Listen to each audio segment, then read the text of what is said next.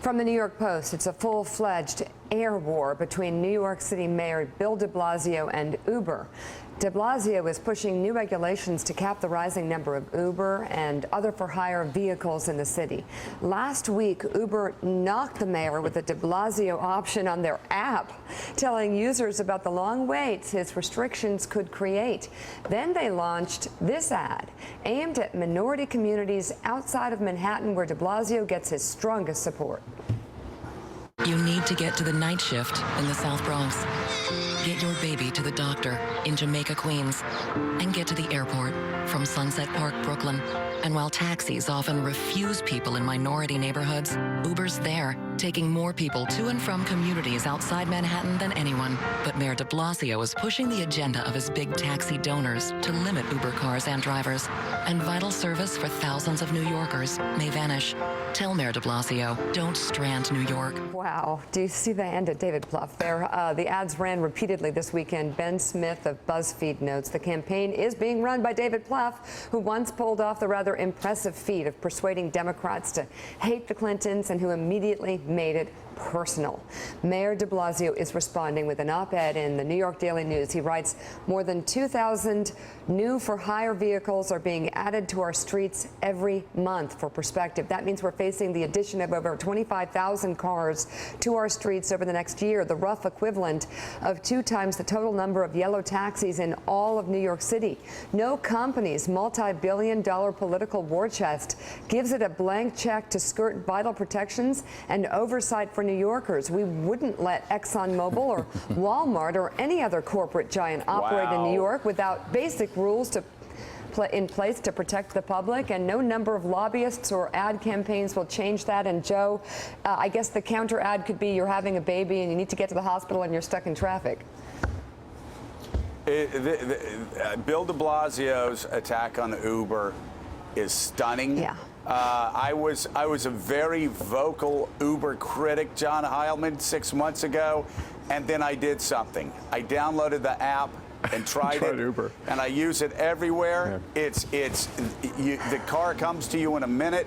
I've got older children in Manhattan. Me too. I actually let them use my account because I know that if they are out, let's say they're at a bar, I know they press their Uber button, and I know a car is out front of that bar or out front of that restaurant or out front of that theater in 1 minute. It's just, this is why Americans hate politics, because you finally have something that works, and you've got a politician who's more interested in his big donors and his big support than actually keeping people safe. Is there any question here?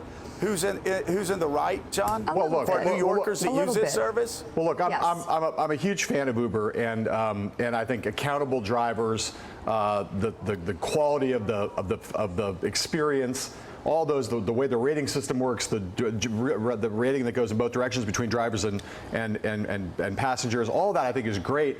I actually think there's just a larger issue here, which is that it's not just New York City. This is going to happen everywhere in the country. Coming to a city near you. Over not just Uber, but over all aspects of the sharing economy. Airbnb is now having these kind of wars where entrenched political interests who take money from unions and take money from large industries are going to fight against these elements of disruptive innovation. And I do think Uber and other things like this are going to become wedge issues in this campaign, where you're going to have to decide, are you on the side of disruptive technology and innovation, or are you on the side of incumbent industries and organized labor? And I think it's going to be a big choice for all politicians who are going to have to decide where they want to be on this. It's a big political issue in the new economy. But in the sharing economy, there are specifics with Uber and New York City that will affect other cities ultimately, as Uber sort of pervades the... But Uber's everywhere, and this fight is happening in more cars in the city. I agree, but it's happening. They want a year, just a year to check it out. This same fight is happening in San Francisco. It's happening in big cities. It's happening in Europe on a very intense scale in places like France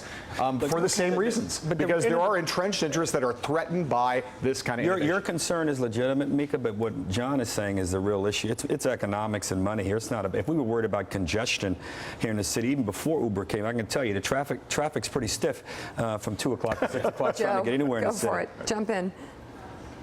No, I was just going to say this is not about congestion. Just like Bill de Blasio standing in schoolhouse doors trying to keep the poorest New Yorkers from sending their parents to innovative schools is about schools. This is all about politics. And Willie, you've got an innovation that works.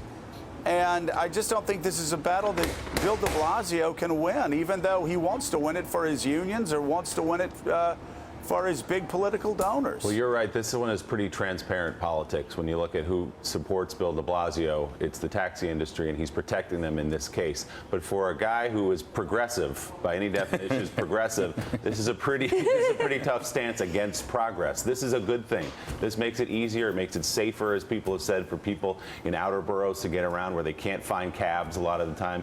Uber is progress, and it's a fool's errand to stand in the way at this point. All right, coming up in the must-read opinion pages, Mike Barnicle looks at the bonds between Secretary of State John Kerry and Senator John McCain and why it's stronger than politics. Keep it right here on Morning Joe.